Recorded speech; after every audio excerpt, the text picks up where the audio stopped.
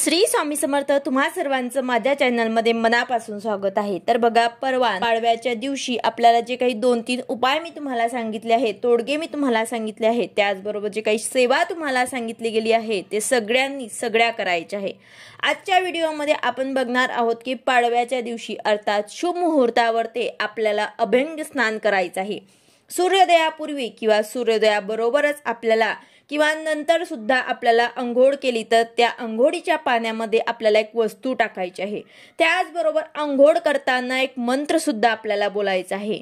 तर त्याबद्दल संपूर्ण माहिती मी तुम्हाला आजच्या व्हिडिओमध्ये सांगणार आहे। व्हिडिओ पूर्ण बघा जेणेकरून तुम्हाला संपूर्ण माहिती मिळेल। जर तुम्ही चॅनलवर नवीन असाल तर चॅनलला सबस्क्राइब करायला मात्र विसरू नका आणि व्हिडिओला लाईक करायला मात्र विसरू नका।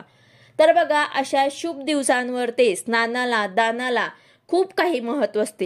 तर अशा गुढीपाडव्याच्या 3:30 मुहूर्तावर ते अंघोळीच्या पाण्यात आपल्याला एक वस्तू टाकायची आहे, जेणेकरून आपल्याला तीर्थस्थानामध्ये गंगेमध्ये स्नान करण्याचं आपल्याला पुण्य मिळत असते। तर बघा, पाडव्याच्या दिवशी आपल्याला सर्वांनी लवकर उठून आपल्याला अंघोळ करायची आहे, तेव्हा एक आपल्याला सेवा करायची आहे। ही सेवा सर्वांनीच करायची आहे, घरातल्या लहानांपासून तर मोठ्यांपर्यंत सगळ्यांनीच ही सेवा करायची आहे। तर ती काय आहे तुम्हाला सांगते बघा। सूर्योदयापूर्वी किंवा सूर्योदयाबरोबर आपल्याला आंघोळ करायची आहे। आंघोळ करताना आंघोळीच्या पाण्यात आपल्याला चिमूटभर घरची हळद टाकायची आहे। हळद टाकताना आपल्याला आपल्या कुलदेवीचं नामस्मरण करायचं आहे आणि त्यानंतर हळद टाकल्यानंतर आपल्याला आंघोळ चालू करायची आहे आणि तेव्हा आपल्याला ओम नमो विष्णवे नमः, ओम नमो विष्णवे नमः या मंत्राचा जप कंटिन्यू करायचा आहे। हळद टाकायची आहे। हळद टाकताना आपल्या कुलदेवीचं नामस्मरण करायचं आहे। त्यानंतर आंघोळ चालू असताना ओम नमो विष्णवे नमः या मंत्राचा आपल्याला जप करायचा आहे। त्याचबरोबर आता आंघोळ झाल्यानंतर बाथरूम मध्येच आपल्याला पूर्वेकडे तोंड करून सूर्याला अर्घ्य द्यायचं आहे। सूर्याला अर्घ्य देताना आपल्याला आपल्या अंगावर ते गरजेपुरते कपडे घालून आपल्याला सूर्याला अर्घ्य द्यायचं आहे। अर्घ्य देताना आपल्याला ओम ह्रीम सूर्याय नमः या मंत्राचा जप करायचा आहे। ओम ह्रीम सूर्याय नमः या मंत्राचा जप करून आपल्याला सूर्याला अर्घ्य द्यायचं आहे। त्यानंतर कंटिन्यू आपल्याला ओम नमो विष्णवे नमः या मंत्राचा जप करत राहायचं आहे आणि घरभर आपल्याला गोमूत्र शिंपडायचं आहे।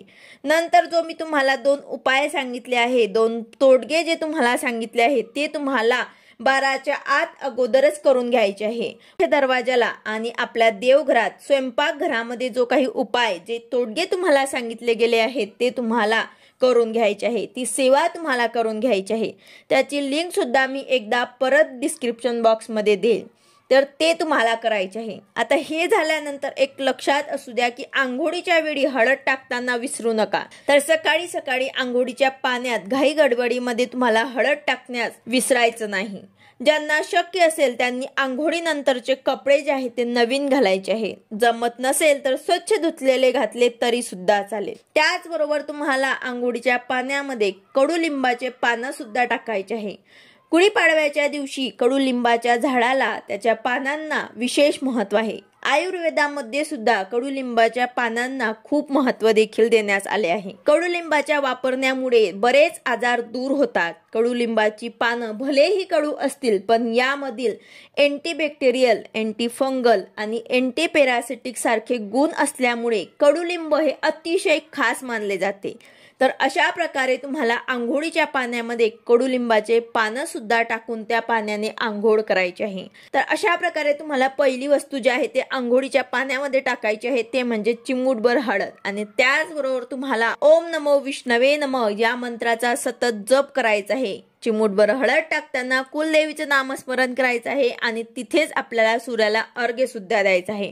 अर्घ्य देताना ओम ह्रीम सूर्याय नमः या मंत्राचा जप करायचा आहे आणि कडुलिंबाची थोडी पानं सुद्धा यामध्ये टाकायची आहे। तर अशा प्रकारे आवर्जून तुम्हाला हा उपाय न चुकता करायचा आहे। घाई गडबडीमध्ये या दिवशी सकाळी हा उपाय करायला विसरू नका। व्हिडिओ आवडला असेल तर लाईक करा, शेअर करा, सबस्क्राइब करा। भेटूया अशाच नवीन व्हिडिओ सोबत। श्री स्वामी समर्थ।